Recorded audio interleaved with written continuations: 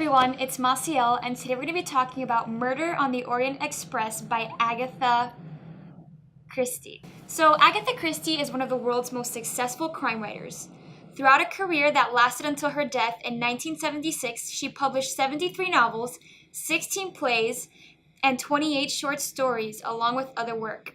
And Then There Was None is Christie's best-selling novel. 2 billion copies of her novels have been sold. And that's a billion with a B.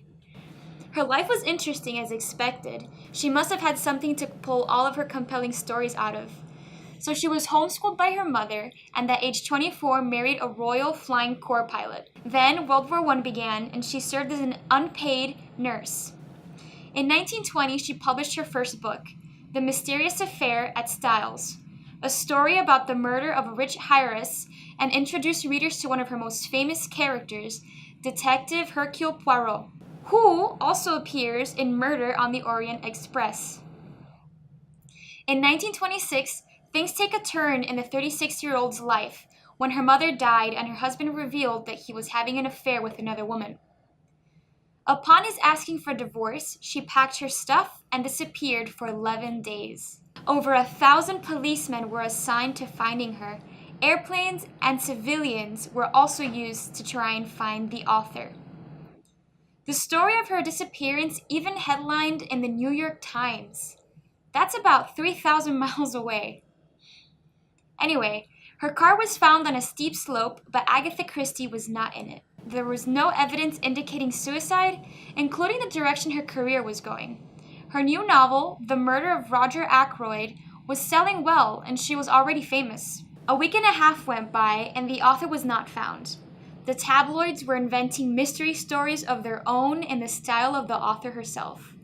And finally, on December 14th, Agatha Christie was found. She was staying in a hotel in Harrogate, but she reserved the room under her husband's mistress's name. How weird is that? Or was it a part of her plan to be discovered and her husband's infidelity exposed to the world? Agatha says she remembers nothing of that time. Apparently she was struck with some kind of amnesia, possibly due to the pain of losing her mother and the news that her husband wanted to divorce her. She did not speak a word about the situation for the rest of her living days. But soon she recovered and took her first solo trip, and there met her future husband, Sir Max Malouin. He was an archaeologist, and many times they traveled together. Those travels served her well for the settings of her future books, which were, of course, bestsellers. One of her most popular novels, Murder on the Orient Express, takes place in the train, the Orient Express, that is stopped in a snowstorm. Strangely, the train has more people than usual for the time of year. A man named Ratchet is murdered, and stranded with no police in sight, it's up to Belgian detective Hercule Poirot to find who the murderer is. In 1974, the book was adapted into a critical and commercial hit, with the likes of Ingrid Bergman, who won the 1974 Academy Award for Best Supporting Actress for her role in the film.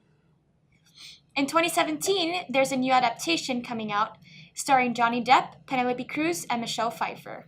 And that's all we have today for Murder on the Orient Express by Agatha Christie. Thanks!